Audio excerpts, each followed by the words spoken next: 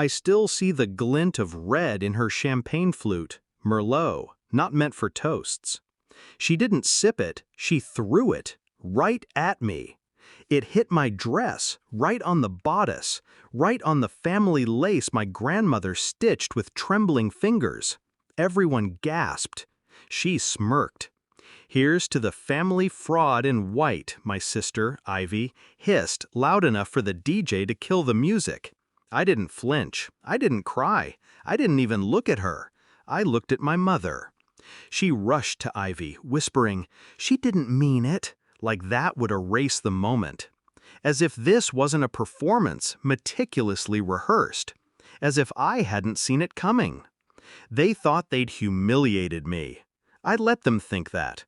For exactly 13 hours and 17 minutes. It wasn't always like this. I used to braid Ivy's hair before school. We'd sit in the hallway mirror, me behind her, both in my dad's old college shirts. She'd lean her head back on my shoulder and whisper, "We'll always be on the same team, right?" And I believed her. Even when Mom made us compete for affection. Even when Ivy started stealing credit, friends, then boyfriends. I made excuses. I told myself she was lost, not cruel. She wasn't. The lie unraveled slowly, little knots catching in the silence. Like the time Mom mentioned a mystery donor who'd covered Ivy's entire university tuition. Like how Ivy suddenly upgraded to luxury skincare and made snide comments about my cheap little apartment. Like how our shared family bank account, the one we used for emergencies, drained $5,000 faster than rent came due. And how Mom said, "It's just temporary. Ivy's future matters more right now." So I let it build. My wedding wasn't for love. It was a merger, a calculated alliance. Old money with new ambition.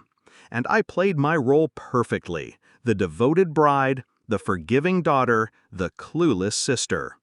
What they didn't know, I'd been transferring the family funds into a separate LLC for months. One I opened under Mom's maiden name. What they didn't notice, Ivy's tuition payment hadn't gone through. I canceled it 2 days before the wedding. The champagne hit my dress at 8:13 p.m. At 9:30 a.m. the next morning, Ivy got the real stain. An email from the university. Enrollment withdrawn. Payment failure. Student housing revoked. By 10:04 a.m., my phone was vibrating across the marble counter. Mom. I let her scream. "How could you? Her life is ruined! You promised!" I listened, calm. Then, "You called me a fraud. Now we're even." Click. The wedding photos leaked next. Not the official ones, the raw shots. One in particular made the rounds. Ivy mid-scream, arms still extended, wine splashing through the air like blood in a crime scene. Me, in the center, untouched, unblinking. It went viral. Sister of the Year became a trending hashtag. Brands reached out. Wedding magazines wanted exclusives. But I wasn't interested in fame, just silence.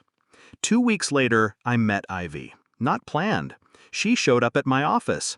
Eyes swollen, voice hoarse, still in the same hoodie she stole from me years ago. I have nowhere to go. I poured tea. She stared at it, then at me. "You did this to me." I smiled. "No, you did this for me." Her lip trembled. "Why didn't you stop me?" I leaned forward. "Because you needed to fall far enough to feel it. That's how lessons work." She cried. I didn't. I let her leave without comfort, without closure. She wanted my forgiveness. She needed me to rescue her again. But I was done saving traitors. I married well. I built a new bank account. No names but mine. I sent my grandmother's lace out for restoration. It came back pristine, like the memory of what family used to mean. Now, sometimes, I sit with my tea, thinking of Ivy in her hoodie, haunting her own reflection. She called me a fraud, but I was the one who told the truth. Just not out loud. Not until it mattered. Revenge isn't loud. It's not messy. It's cold, quiet, clean, like a wedding dress after dry cleaning, perfectly white and absolutely untouchable.